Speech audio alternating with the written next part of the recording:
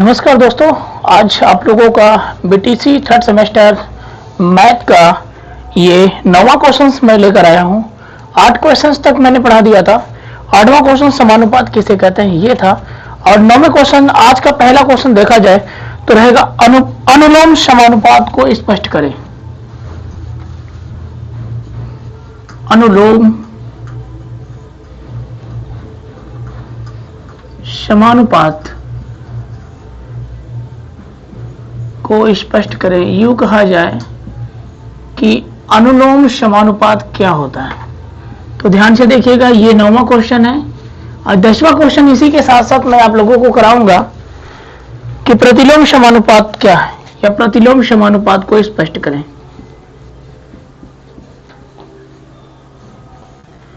प्रतिलोम समानुपात क्या है? एक चीज तो पहले आप जान जाइएगा, समानुपात का मतलब होता है बराबर। ये हमेशा ध्यान रखिएगा। 9वां क्वेश्चन में दिया है आपके अनुलोम। जैसे दो राशियां हो, आपस में संबंधित हो, x और y।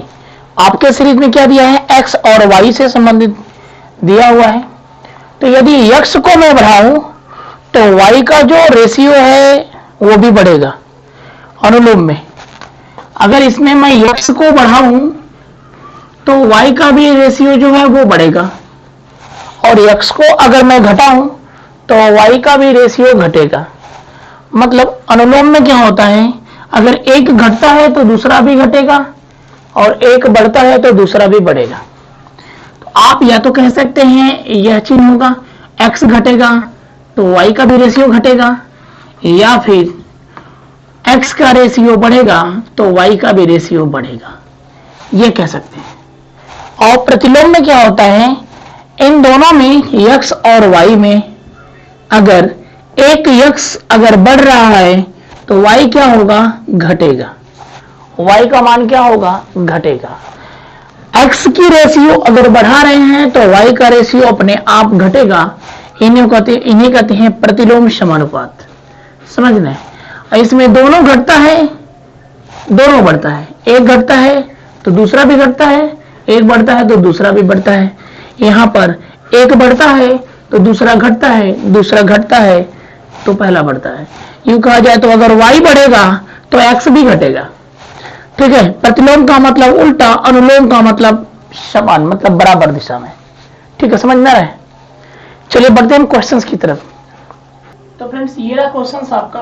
Question number 11। एक छात्रावास में 50 छात्रों हेतु 40 दिनों की भोजन सामग्री है। बोला यदि छात्रावास में 30 छात्र और आ गए तो भोजन सामग्री कितने दिनों में समाप्त हो जाएगी?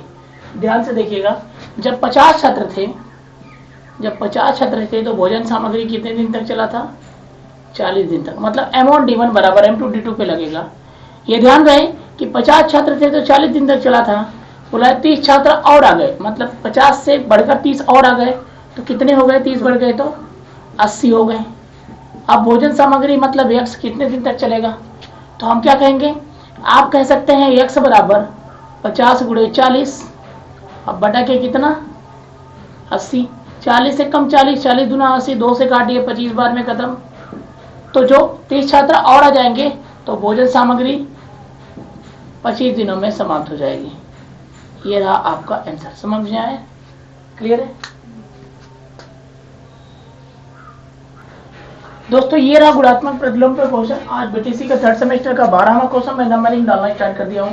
देखिए दिख नहीं रहा होगा यहाँ पर, अब दिख रहा होगा। 2 का गुणात्मक प्रतिलोम क्या होगा? 2 का गुणात्मक प्रतिलोम, जैसे मैं कहूँ 4 का गुणात्मक प्रतिलोम क्या होगा? तो 4 का गुणात्मक प्रतिलोम मैं कह सकता हूँ किसी भी संख्या का हर हम मानते हैं ना 1, तो उसका उल्टा हो जाता है। क्या हो जाता है? 1/4। तो जैसे मैं कहूँ 4 का गुणात्मक प्रतिलोम 1 हटा दे, 4 का गुणात्मक प्रतिलोम 1/4 होगा। 3 का गुणात्मक प्रतिलोम क्या होगा? 1/3 होगा। अगर मैं कहूँ 4 का गुणात्मक प्रतिलोम तो 1/4 होगा। अगर मैं कहूँ 1/4 का गुणात्मक प्रतिलोम तो 4/1, मतलब 4/1 का मतलब 1 का कोई मतलब ही नहीं निकलता, तो 4 होता है। तो 3 का गुणात्मक प्रतिलोम 1/3, 1/3 का गुणात्मक प्रतिलोम 3 होगा। तो 2 का गुणात्मक प्रतिलोम क्या होगा? 2 का गुणात्मक प्रतिलोम होगा 1/2। समझ में आ गया? 2 का मतलब 2/1 है तो 1/2 हो जाएगा। अब यहाँ देखिए 1/2 का गुणात्मक प्रतिलोम क्या होगा? यही चीज 1/2 का गुणात्मक प्रतिलोम फिर होगा 2, मतलब यहाँ पर 1/2 का गुणात्मक प्रतिलोम होगा उल्टा 2। ये आंसर, यहाँ पे ये आंसर। ठीक है, बढ़ते अगले क्वेश्चन की तरफ। अगला क्वेश्चन देखिए दोस्तों, ये रहा 10 पे घाते -1 और 10 पे घाते -1 14वां क्वेश्चन है। बोला है कि इसे परिमेय संख्या में बदलिए, परिमेय संख्या में बदलिए। दोनों क्वेश्चनों को परिमेय संख्या के रूप में पूछा है कि परिमेय संख्या में बदलिए। इन्हें भी परिमेय में बदलना है, इन्हें भी परिमेय संख्या में बदलना है। अब परिमेय संख्या का मतलब होता है x बटा के y के रूप में, भिन्न अंश और हर दोनों होना चाहिए। ठीक है, परिमेय संख्या का मतलब क्या होता है, x बटा के y के रूप में, जहां y is not equal to बराबर 0, मतलब y के बराबर 0 नहीं होना चाहिए। तो 10 पे घाते -1, जैसे मैं कहूँ कि अगर कोई संख्या 4 है, 4 पर घाते -1 है, तो अगर इसे परिमेय संख्या के रूप में बदलेंगे तो ये 1 बटा के 4 पर घाते 1 हो जाती है। ठीक है, अगर यह 4 पे घाते 1 को ऊपर ले जाते हैं तो यही चीज मिलेगी। 4 पे घाते 1 को ऊपर ले जाएंगे तो 4 पे घाते -1 हो जाएगा। अगर 5 पर घाते -2 है तो इसका मतलब कि यह संख्या परिमेय संख्या में थी, 1 बटा के 5 पर घाते 2 हो जाती है। समझ में आ रहा है? तो 5 पे घाते 2 को अगर आप ऊपर ले जाएंगे तो ये 5 पे घाते -2 होगा। इसी तरह से 10 पे घाते -1 है, तो 10 पे घाते -1 को क्या लिखेंगे, 1 बटा के 10 पे घाते 1, मतलब 1 बटा के 10, यही होगा। तो आप ये भी लिख सकते हैं, ये भी लिख सकते हैं, आंसर दोनों सही है। अब 10 पे घाते -2 को परिमेय संख्या में क्या लिखेंगे, 1 बटा के 10 पर घाते 2 लिख सकते हैं। ठीक है, यही आपका आंसर क्या होगा, बीटीसी के बुक के हिसाब से आंसर तो आपका यही होगा। ठीक है, ये रिटन एग्जाम में आपको लिखना पड़ेगा। ठीक है, बढ़ते हैं अगले क्वेश्चन की तरफ, क्वेश्चन नंबर 16। दोस्तों यहाँ देखिए क्वेश्चन इंपॉर्टेंट है। 3 गाय बोला है 12 गाय अथवा 8 भैंस एक चारागाह की घास 10 दिन में चर सकती हैं। 3 गाय और 3 भैंस इसको या उसको कितने दिन में चर सकेंगी। सबसे पहले या तो गायों को भैंस में बदलिए या तो भैंस को गाय में बदलिए। अगर गाय को भैंस में बदलते हैं तो यहाँ भी गाय भैंस में बदल जाएगा। तो यहाँ क्या करेंगे, m1 d1 equal to m2 d2 पे ही लगेगा।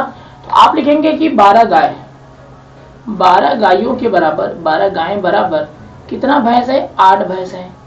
ये समझ में आ रहा है, इतना समझ में आ रहा है। तो एक गाय बराबर हो जाएगा 8 बटा के 12 भैंस हो जाएगा। ये समझ में आ रहा है। जब एक गाय बराबर 8 बटा के 12 भैंस, तो 3 गायों को भी भैंस में बदल दीजिए। तो 3 गाय बराबर कितना हो जाएगा, 3 गाय बराबर 8 बटा के 12 इंटू कितना 3, 3 चौक को 12, 4 दूनी के 8। समझ में आया। तो 3 गाय बराबर 2 भैंस हो जाएगा, मतलब 2 भैंस हो जाएगा। ध्यान से समझिएगा। तो 3 गाय बराबर 2 भैंस। जब यहाँ 2 भैंस हो जाएगा तो 2 भैंस अब प्लस 3 भैंस, कुल मिला के 5 भैंस हो जाएगा। अब यहाँ पे क्या था, 8 भैंस। 8 भैंस अब क्वेश्चन लगेगा, 8 भैंस 10 दिन चलती हैं। तो 8 गुणे 10 बराबर, ये क्या है, 2 3 5 भैंस हो गया। 5 भैंस कितने दिन में चरेंगे, मतलब x दिन में चरेंगे। तो अब क्या करेंगे, x बराबर क्या करेंगे, 8 इंटू के 10, अब बटा के क्या 5, 5 दुना के 10, 8 दुना के 16, x बराबर 16 दिन निकल के सामने आ जाएगा आंसर। या तो आप गायों को भैंस में चेंज कर सकते हैं या तो भैंसों को गाय में चेंज कर सकते हैं। समझ में आ रहा है, ये चीज क्लियर है दोस्तों। ये है क्वेश्चन। 5 पे घाते 5 भागे 5 पे घाते 3 का मतलब होता है कि 5 का 5 बार गुणा करिए और भाग करिए 5 पे घाते 3 से। तो सीधा सीधा कुछ नहीं करना है आपको, 5 पे घाते 5 और बटा के 5 पर घाते 3 आप कर सकते हैं। तो 5 पे घाते 5 है और 5 पे घाते 3 है। तो आप ऐसे भी समझ सकते हैं कि 5 में से 3 गया तो 2, तो 5 पे घाते 2। आप ऐसे भी समझ सकते हैं कि 5 पे घाते 5 और -3 घात खत्म। जब आधार बराबर है तो घात तो घट जाएगा। ये क्या बचेगा, 5 पर घाते 2 बचेगा। अब 5 पे घाते 2 का मतलब 5 का 2 बार गुणा करेंगे तो 25 आंसर हो जाएगा। या फिर थोड़ा और तोड़कर करना चाहते हैं तो क्या करेंगे, 5 पे घाते 5 भागे 5 पे घाते 3 है, तो 5 को 5 बार गुणा करिए, यही कर सकते हैं, तोड़ कर लिखेंगे। अब 5 का 3 बार गुणा करिए, 1 5 से 1 5, 2 5 से 2 5, 3 5 से 3 5 खत्म, ऊपर बचा 5 5 मतलब 25 आंसर। बढ़े आगे। ये रहा आपका 17वां क्वेश्चन। 18वां क्वेश्चन देख दोस्तों, ये 2 क्वेश्चन है। 1 बटा के 8 गुणे 3 पे घाते -3। तो आप क्या कह सकते हैं, 1 बटा के 8 गुणे 1 बटा के 3 पे घाते 3, ये कह सकते हैं। अभी अभी आपको समझाया गया था। तो आप लिख सकते हैं इसको 1/8 अगुड़े 1/27। 3 पे खाते 3 का मतलब 3 का 3 बार गुड़ा होगा तो 27 हो जाएगा, और ये हो जाएगा 1 इसका गुड़ा करेंगे तो 216।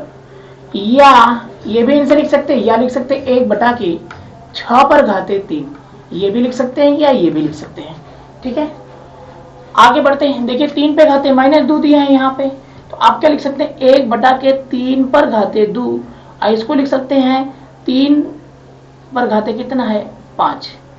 आप क्या लिख सकते हैं, अगर तोड़ कर लिखना चाहते हैं तो ऐसे लिखेंगे 1/3 गुड़े 3, ये लिखेंगे, अब गुड़े 3 को 5 बार लिखेंगे, 3 गुड़े 3 गुड़े 3 गुड़े 3 गुड़े 3, तो 2 तो 3 है, ऊपर 5 तो 3 है, ये देखो ऊपर गुड़ा है, ऊपर 5 तो 3 है, नीचे 2 तो 3, 2 तो 3, 2 तो 3 से खत्म, तो 3 त्रिक 9 त्रिक 27, 27 हमारा क्या हो जाएगा आंसर। या फिर आप लिख सकते हो 3 पे घाते 3, कोई दिक्कत, दोनों आंसर लिख सकते हो, कोई दिक्कत नहीं है। या फिर आप जानते हैं कि यहाँ पर आधार बराबर है, जब आधार बराबर है तो या करके आप ऐसे भी लगा सकते हैं, जब आधार बराबर हो तो लिख सकते हैं 3 पर घाते -2 अब प्लस कितना 5। आप या इसको लिख सकते हैं 3 पर घाते 5 -2, और डायरेक्ट हो जाएगा 3 पे घाते 3, ऐसे भी कर सकते हैं। 3 पे घाते 3 को 27 में भी कन्वर्ट कर सकते हैं। चलिए बढ़ते हैं अगले क्वेश्चन की तरफ। अगला क्वेश्चन देखिए, चलिए अगला क्वेश्चन है 20वां क्वेश्चन। 20वें क्वेश्चन में पूछा है दोस्तों कि ए का गुणात्मक प्रतिलोम क्या होगा। तो ए का गुणात्मक प्रतिलोम क्या होगा, 1/के ए होगा आंसर। ए का गुणात्मक प्रतिलोम क्या होगा, 1/के ए होगा। गुणात्मक प्रतिलोम पूछा है, आपको गुणात्मक प्रतिलोम बताया ही गया था। आप देखिए 21वें क्वेश्चन में दिया है धन निकालने की विधियां कौन कौन है, तो ये धन निकालने की विधियां आप, ये थ्योरेटिकल है, आप पढ़ लीजिएगा। 22वें क्वेश्चन में बोला है चेक कितने प्रकार के होते हैं, चेक बोला है 3 प्रकार के होते हैं, ये चेक आप 3 प्रकार के होते हैं, आप इन्हें पढ़ लीजिएगा। जितने भी न्यूमेरिकल क्वेश्चंस हैं मैं सारे क्वेश्चंस को बताऊंगा। ठीक है, 23वें क्वेश्चन में बोला है कि वर्तमान समय में भारतीय स्टेट बैंक चालू खाता खोलने पर 1 वर्ष में कितना सेवा शुल्क लेता है। ये करंट क्वेश्चन है, आप इसे अपडेट करके पढ़ लीजिएगा। ठीक है, 24वां क्वेश्चन है बैंक जाने के कोई 3 उद्देश्य बताइए, या आप बैंक जाने के लिए कोई 3 उद्देश्य, तो आप ऐसे कर सकते हैं, या धन जमा करने के लिए जाएं, या वहां से हम ऋण लेने के लिए जाएं, या आहरण करने के लिए जाएं, तो आप इन्हें पढ़ लीजिएगा। ठीक है, अब आते हैं 25वें क्वेश्चन में दिया है कि बैंक खाता किस प्रकार खोला जाता है। आप जानते हैं कि बैंक खाता किस प्रकार खोला जाता है, थ्योरेटिकल क्वेश्चन, आप इन्हें पढ़ लीजिएगा। अब क्वेश्चन लगाने की बारी आ गई 26वें से, तो 26वें से मैं आपको बताता हूं। ठीक है, देखिए 26वां क्वेश्चन क्या है। 26वें क्वेश्चन बोला है 10 पे घाते -3 को परिमेय संख्या में बदलिए।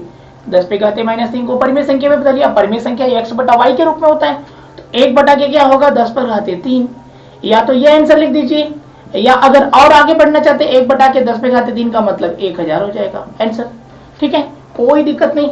आगे बढ़ते हैं क्वेश्चन नंबर 27। क्वेश्चन नंबर 27 पर बढ़ते हैं।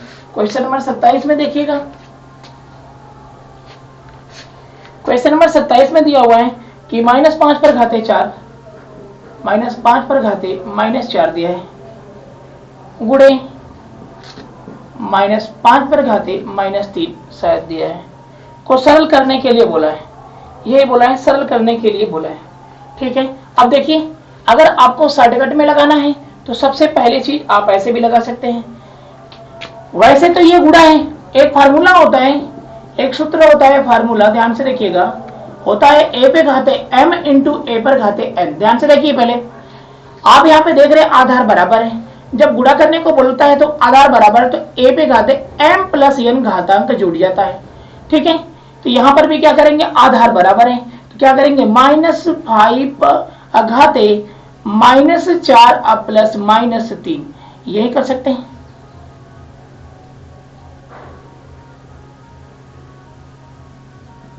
यही कर सकते हैं आप, तो ध्यान से देखिएगा। आप -4 -3 को जोड़ेंगे तो -7 हो जाएगा, कर्जे में कर्जे जुड़ते तो माइनस ही होते हैं, तो -5 पर घाते क्या हो जाएगा -7 हो जाएगा। ये आपका आंसर हो जाएगा, ये आंसर हो जाएगा। बढ़ते 28वें क्वेश्चन की तरफ। तो 28वां क्वेश्चन देखिए, बोला है बैंक किसे कहते हैं। ठीक है, बैंक किसे कहते हैं, तो बैंक किसे कहते हैं थ्योरेटिकल है, आप इन्हें पढ़ें फिर बताएं। खाता के कोई 3 प्रकार बताइए, आप खाता के कोई 3 प्रकार लिख दीजिएगा बुक से पढ़कर। ठीक है, आहरण फार्म किसे करते हैं, आहरण फार्म किसे कहते हैं, आहरण फार्म मतलब जब हम बैंक से अपना धन निकालते हैं तो फार्म भरना पड़ता है, उसे ही आहरण फार्म कहते हैं। आप ध्यान दीजिएगा, ठीक है। आहरण फार्म, जब हम बैंक से कोई पैसे निकालते हैं तो फार्म भरते हैं ना, उसे ही आहरण फार्म कहते हैं, ठीक है। थ्योरेटिकल क्वेश्चन है, आगे बढ़ते हैं। 31 क्वेश्चन, 31वें क्वेश्चन पे, क्या यह सत्य है, बोला है ब्याज दर का संयोजन मासिक, त्रैमासिक, छमाही भी किया जाता है। हाँ सत्य है। आप पढ़े होंगे कंपटीशन में कि जो ब्याज है त्रैमासिक भी दी जाती है, छमाही भी दी जाती है। त्रैमासिक मतलब मैं क्वेश्चन नंबर 31 की बात कर रहा हूं, मैं क्वेश्चन नंबर 31 की बात कर रहा हूं। 31 में क्या बोला है, क्या यह सत्य है कि जो ब्याज दर है, शॉर्टकट में लिखते हैं कि जो ब्याज दर है, क्या उसे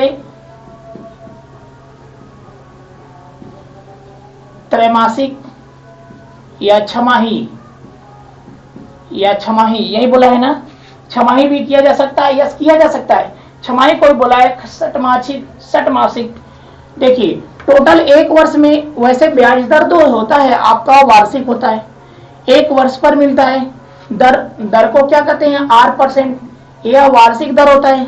वह 12 माह का मतलब एक वर्ष हुआ, मतलब एक वर्ष में R% दिए थे, तो 12 माह में अगर त्रैमासिक की बात करें, तो 3 माह में टूटेगा, 3 माह में टूटेगा, 3 माह में टूटेगा, 3 माह में टूटेगा। लेकिन छमाही की बात करें तो 12 माह टूटेगा, किसमें, 6 माह में टूटेगा, 6 माह में टूटेगा। समझ में आ रहा है। तो ब्याज दर को त्रैमासिक में भी दिया जाता है, छमाही में भी दिया जाता है, तो सत्य बात है, आगे बढ़ते हैं। आगे देखिए, मैं एक क्वेश्चन और दिया है कि क्या मासिक भी दिया जाता है, यस मासिक भी दिया जाता है, 1 मंथ भी दिया जाता है, मासिक भी दिया जाता है, त्रैमासिक भी दिया जाता है, छमाही भी दिया जाता है, ठीक है। 9 मंथ पे भी दिया जा सकता है, 6 माह पे भी दिया जा सकता है, 1 माह पे भी दिया जा सकता है, ठीक है। बढ़े आगे, चलिए। ब्याज दर वैसे होती है वार्षिक, आप 1 मंथ पे, 2 मंथ पे, 3 मंथ पे, 4 मंथ पे, 6। देखिए दोस्तों, पहला क्वेश्चन दिया है आज के बीटीसी थर्ड सेमेस्टर में, मतलब 32वां क्वेश्चन, कि दो पे घाते दो को हल करें। तो दो पे घाते दो को कैसे हल कर सकते हैं, दो पे घाते दो को मतलब दो को 2 बार लिखिए तो 2 गुणे 2 बराबर 4 आंसर हो जाएगा, या दो पे घाते दो कह नहीं सकते हैं, 4 ही आंसर होगा। और दो पे घाते 8 का मतलब होगा 2 का 8 बार गुणा, 3 4 5 6 7 8, तो 2 दूना के 4 दूना के 8, 8 दूना के 16 दूना के 56 दूना के 112 दूना के 124, 112 दूना के 224, 224 दूना के कितना हुआ, फिर से करते 2 दूना के 4, 4 दूना के 8, 8 दूना के 16, 16 दूना के 32, 32 दूना के 64, 64 दूना 128, 128 दूना 256, 256 आ रहा है, तो 256 आंसर हो जाएगा। मतलब 2 का 8 बार गुणा करना है, कर लेंगे।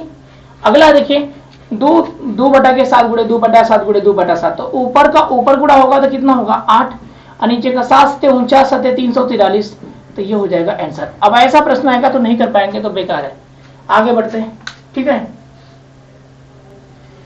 देखिए अगला क्वेश्चन दिया है दोस्तों, रूट में ये घनमूल पूछा है। क्वेश्चन नंबर कौन सा है, ये क्वेश्चन नंबर 35 35वां है।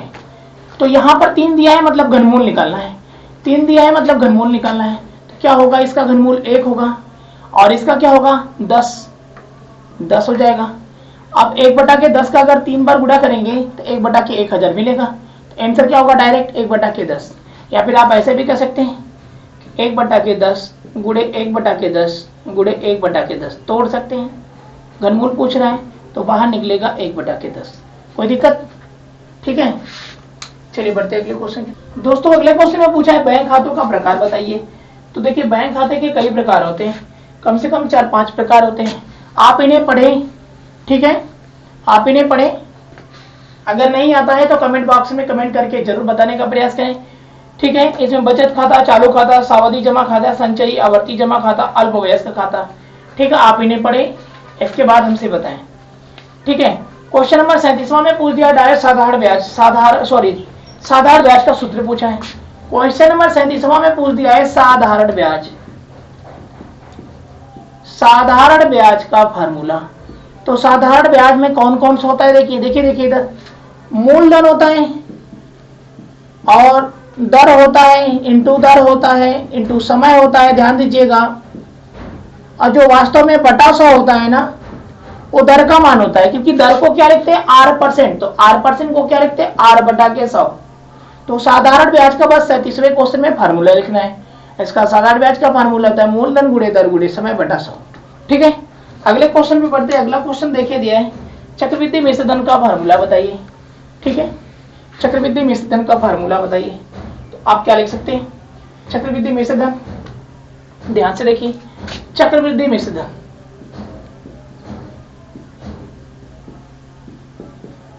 चक्रवृद्धि मिश्र धन बराबर, या फिर आप निकाल लीजिए ऐसे, ए बराबर पी कोष्टक में 1 प्लस आर बटा के 100 अघाते क्या समय। ध्यान से देखिए, जहां पर ए क्या है, देखिए जहां पर ए चक्रवृद्धि मिश्र धन है, ये मूलधन है, ये आर दर है, टी समय है, ये इसका फार्मूला है। इतना भी तो आपको पढ़ना ही पड़ेगा, रटना ही पड़ेगा। ठीक है, ये फार्मूले है जो कक्षा 6, 7, 8 से मिलते आते हैं। ठीक है, अगर आपसे पूछ दिया चक्रवृद्धि ब्याज मिश्र धन मूलधन में संबंध, पूछा है चक्रवृद्धि ब्याज मूलधन एवं मिश्र धन, कुल मिला जुला के अगला क्वेश्चन। दोस्तों यदि आपसे पूछ दे चक्रवृद्धि ब्याज मूलधन एवं मिश्र धन में अंतर, ठीक है, क्वेश्चन नंबर 39वां देखिएगा। क्वेश्चन नंबर 39वां में बोला है कि चक्रवृद्धि ब्याज मूलधन एवं मिश्र धन में संबंध बताएं। तो संबंध बताने के लिए क्या लिखेंगे, चक्रवृद्धि ब्याज जब आप निकालते हैं तो चक्रवृद्धि ब्याज का फार्मूला आप निकालते हैं, ये वाला क्या निकालते हैं, चक्रवृद्धि ब्याज निकालते वक्त सीधा सीधा ऐसे निकालते हैं कि मिश्र धन बराबर मूलधन कोष्टक में 1 प्लस आर बटा के 100 अघाते टी लिखिए या घाते एन लिखिए, चाहे घाते टी लिखिए चाहे घाते एन लिखिए। और जब डायरेक्ट आपसे सीआई पूछता है चक्रवृद्धि ब्याज, तो आप लिखते हैं चक्रवृद्धि ब्याज बराबर चक्रवृद्धि ब्याज बराबर आप क्या लिखते हैं, मिश्र धन माइनस क्या, माइनस मूलधन। इधर देखो, मिश्र धन माइनस मूलधन, मतलब चक्रवृद्धि ब्याज को सीआई शॉर्टकट में कहते हैं, मिश्र धन को ए कहते हैं और मूलधन को पी कहते हैं, यही कहते हैं। ठीक है, यही कहते हैं। तो आपका क्या है संबंध चक्रवृद्धि ब्याज मिश्र धन मूलधन में, चक्रवृद्धि ब्याज जब भी निकालता होगा तो चक्रवृद्धि ब्याज मिश्र धन निकालिए, इसके बाद चक्रवृद्धि ब्याज का फार्मूला लगेगा मिश्र धन माइनस मूलधन। ठीक है, ये फार्मूला है, यहां से आप कर सकते हैं। समझ में आ रहा है।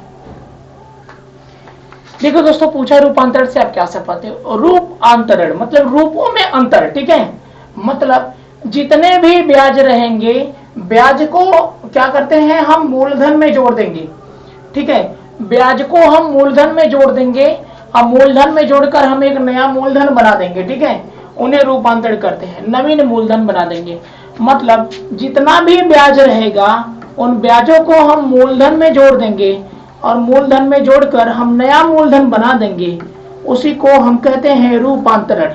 समझ रहे हैं, जब ब्याज को हम मूलधन में जोड़ देंगे तो एक नया मूलधन बन जाएगा, सीआई के भाषा में होता है ये रूपांतरण।